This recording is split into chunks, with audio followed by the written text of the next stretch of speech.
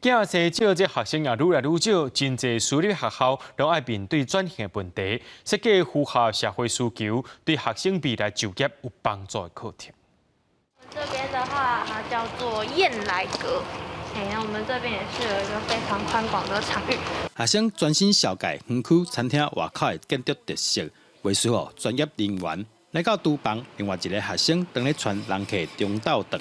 学生讲来这确实会当得到甲学校内上课无共款的经验。来到这里啊，就是比较讲求实操作，所以就是咖啡可以直接冲，也可以直接跟面对客人这样子应对，非常的不同。各种餐饮需求可以就是灵活的变换，用自己的想法来做出可能是蛋奶素之类的。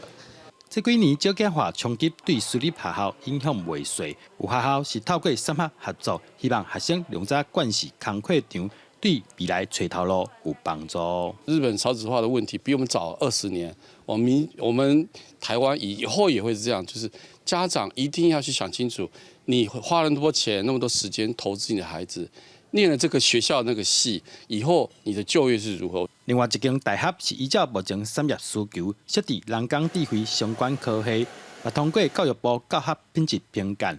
校长宣布年底奖金3个月，对私立学校来讲真罕见。同仁不但在这个景气的环境之中，能够有这样的工作权，更重要是说我们能够受到激励。我想我们会更加倍努力。对真侪私立学校来讲，少子化已经造成大家拢咧抢学生，拼势转型，培养符合产业界需求的人才，成做求生存的唯一出路。记者刘君和新竹报道。